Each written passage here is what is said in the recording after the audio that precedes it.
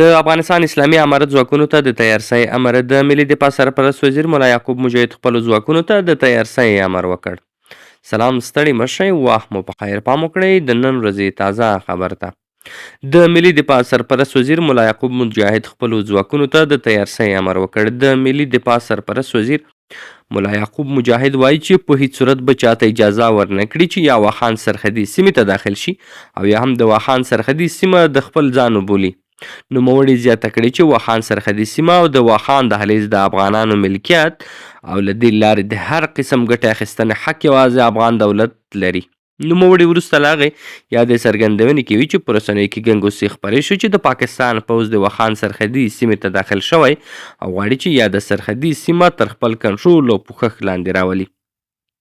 خو ملا یعقوب مجاهد ویلي چې تر اوسه پورې هیڅ داسې اقدامات نه دي پورته شوي چې د افغانستان خاوره او حریم تر تري لاندې راولي او که دې ته ورته کار ترسره شي د اسلامي امارت غبرګون به دومره تیز او جدي وي چې څوک فکر هم نشي کولی. په وروستیو کې د پاکستان پوځ او اسلامي امارت ترمنځ سیاسي حالت کړکېچن دی چې حال په سرحد کې د یادو پوځونو او اردوګانو ترمنځ جګړې کیږي. او د طالبانو د حکومت د کورنیو چارو وزارت وایي چې د دغه وزارت سرپرست سراج الدین حقاني په کابل کې د چین سفیر ښاغلي ژاو شینګ سره په کتنه کې د نورو دواړو اړخیزو مسلو پر سر د خبرو ترڅنګ د دواړو هیوادونو لخوا د واخان دهلیز څخه د ګټې اخیستنې په مسله هم خبرې کړې دي.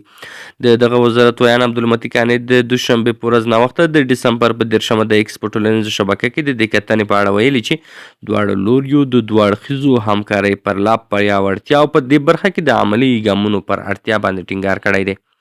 هغه لیکلي د کورنیو چارو سرپرست وزیر خلیفه سراج الدین حقاني د چین له سفیر سره په یوه ناسته کې د واخان دهلیز د ستراتیژیک اهمیت، د سوداګریزو اړیکو د پراختیا او د مسافر وړونکو الوتنو د زیاتېدو په اړه خبرې وکړې.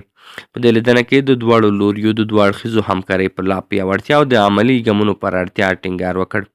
د چین سفارت وروسته د دغې کتنې په اړه رسنیو ته څه نه دي ویلي. واخان دهلیز د افغانستان او چین ترمنځ 90 کیلومتره اوږد سرحد جوړوي چې د افغانستان په خوا کې د بدخشان د ولایت یوه ډیره لرې پرته سرحدي سیمه ده موقعیت لري. یوازې سږ کال ورته د بدخشان ولایت د مرکز فیض آباد له ښار څخه یو خام سړک د غځېدلو چارې بشپړې شوي دي. د شاوخوا 100 کیلومترو د دغې سړک د جوړولو کار د افغانستان د پخواني رژیم پر مهال پیل شوی و او شاوخوا 80 کیلومتره سړک جوړ شوی هم و. طالبانو تیر کال دغه سړک د پاتې برخې کار پیل کړی و چې د روان 1403 لمریز کال د سنبلې په روانه میاشت کې کار بشپړ شو او افغانستان د ځمکې له لارې د چین سرحد سره ونښلول شو. خو تر اوسه پر دغه سرحد لار باندې سوداګریزې مالونو تګ راتګ لړۍ نه ده پیل شوې. د 2020 کال د اګست په میاشت کې پر افغانستان باندې د طالبانو د بیا حکومتېدو د مخه کلونو کې چین د دغه هیواد تر ټولو ستر اقتصادي شریک و. خو د افغانستان د سوداګرۍ او پانګونې د خونې د معلوماتو له مخې اوس مهال د دواړو هیوادونو ترمنځ د راکړې ورکړې کچه په کال کې 800 میلیونو ډالرو ته رسیږي. افغانستان په تیر 2023 کال کې چین ته د 4 میلیونو ډالرو په ارزښت توکي صادر کړي وو.